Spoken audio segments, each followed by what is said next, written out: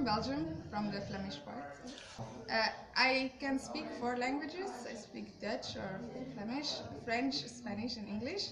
And I can understand everything in German, and I can speak a little bit as well. I think certainly yes, most because of the Dutch, because it's in the grammar and the vocabulary. Sometimes it's very similar to English, so it helps me a lot to understand and to speak.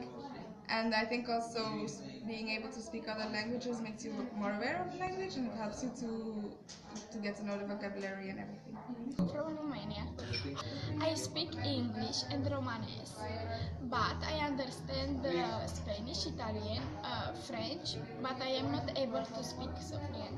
Yes, I think that it's more easy for us to speak in English like other people from Netherlands or this part, because we have a lot of the same words in Romania, and we put in English, and we put a little like 2-3 sound, and we make in English.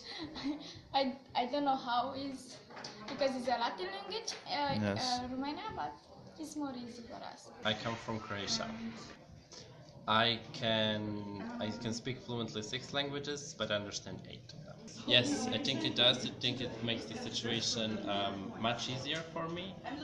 Just for example, Croatian has 7 cases, so in English, which has just 1, I find it very simplified and very easy to use.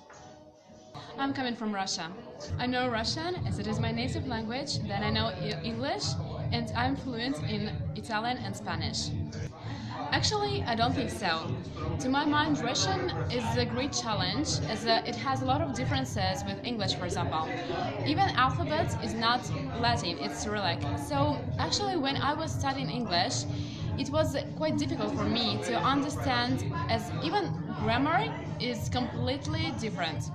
But I think that nowadays, as there are a lot of long words and a lot of words like phrasal idioms and even some structures are taken from English, it's getting easier for people to understand English and how it works. I'm coming from Bosnia and Herzegovina. Okay, so I speak Bosnian, which is almost the same as Croatian and Serbian. I am fluent in English, and I'm also fluent in Italian, and I know a bit of German. Actually, no, knowing Bosnian never actually helped me to learn English better. It only made it more difficult for me because Bosnian doesn't have Latin root on the beginning of the word.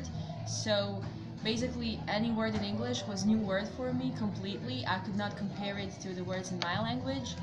Therefore, it was really way harder than maybe for somebody who's coming from Italy or Spain or France, where in their languages they have Latin roots, so it was way easier for them to understand the meaning of the word. I come from Norway, Norwegian, Swedish, English, and a little bit of Hindi.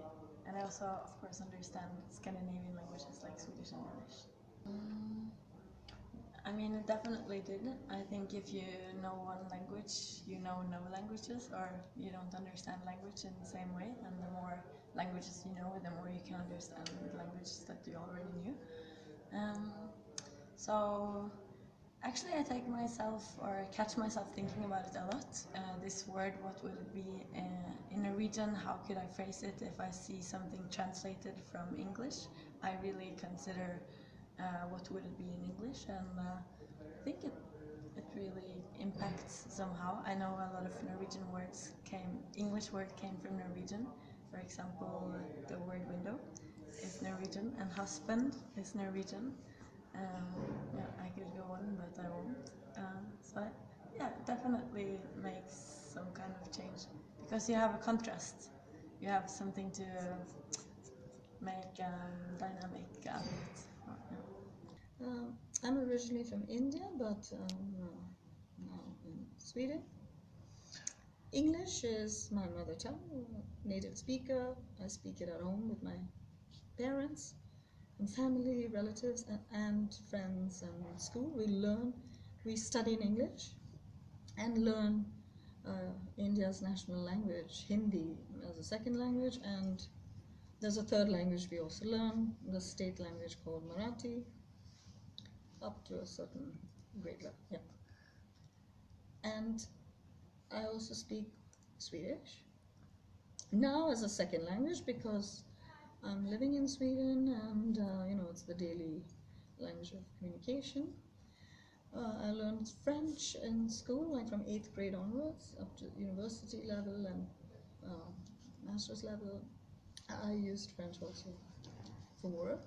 I had to use it in certain locations, and some Italian in college. Medium.